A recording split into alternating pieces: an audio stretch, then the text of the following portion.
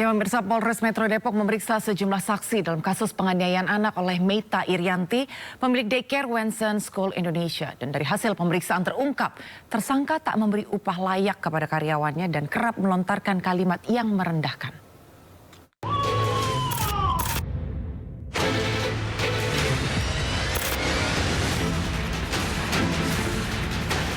Kasus penganiayaan anak oleh pemilik Wensen School Indonesia, Meita Irianti, terus bergulir. Polres Metro Depok melanjutkan pemeriksaan sejumlah saksi untuk mengungkap tabir kejahatan yang dilakukan tersangka. Sejumlah saksi yang diperiksa diantaranya orang tua korban, bayi berusia 8 bulan yang dianiaya pelaku. Orang tua korban berharap pelaku mendapatkan hukuman yang sepantasnya dan buah hatinya bisa pulih dengan baik. Dia dapat hukuman yang sepantasnya ya. Kedua, saya pengen pemulihan untuk anak saya gitu. Anak saya masih tumbuh kembang. Saya nggak tahu ke depannya dia kayak apa gitu. Saya sih berharap dia baik-baik aja, nggak ada masalah dalam tumbuh kembang dalam kehidupan berikutnya gitu. Sementara dari hasil pemeriksaan ditemukan fakta baru terkait kepribadian pelaku. Saksi mengungkap pelaku tidak memberi upah layak kepada karyawannya dan kerap melontarkan kalimat yang merendahkan. Ketika mereka mendapatkan gaji yang kurang pantas juga gitu.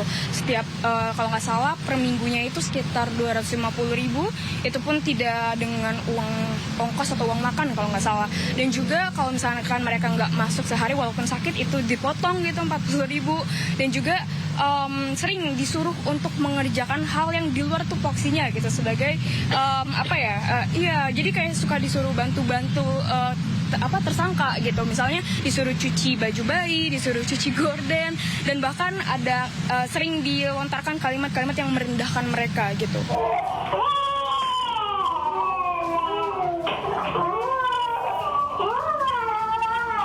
Sementara tersangka Meita Irianti, pemilik daycare sekaligus pelaku penganiayaan sejumlah balita, kini tengah dalam kondisi hamil 4 bulan. Tersangka akan dibantarkan ke Rumah Sakit Polri Kramat Jati. Namun polisi menyebut proses hukum tindak pidana yang dilakukannya tetap berjalan. Tapi keterangan awal sudah kita peroleh cukup untuk melanjutkan penyidikannya, dan saat ini tersangka dalam kondisi kurang sehat, kemungkinan besar akan kita bantarkan. Kalau pembantaran itu kan gini, misalnya masa penahanan 20 hari ya, penahanan pertama kan 20 hari. Kalau dia dibantarkannya di hari ketiga gitu ya. Berarti mulai dari dibantarkan itu sampai dengan dia kembali lagi ke tahanan, penahanannya berhenti. Bukan berarti dari tahan ya, maksudnya hitungannya tuh. Hitungannya berhenti. Jadi misalnya dia tahan 1, 2, 3, 4 gitu ya.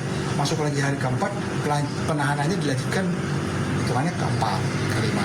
Jadi tidak mempengaruhi masa tahanan gitu kalau dibantarkan. Tetapi dia dibantarkannya harus di Kramat Jati, karena di Kramat Jati memang ada tempat khusus bagi para tersangka yang sakit, sehingga dia tidak juga kemana-mana dan dijaga oleh anggota kita. Hingga kini polisi masih memeriksa sejumlah saksi dan mencari kemungkinan adanya korban lain, selain 2 korban yang telah melapor ke pihak berwajib. Tim Liputan iNews melaporkan.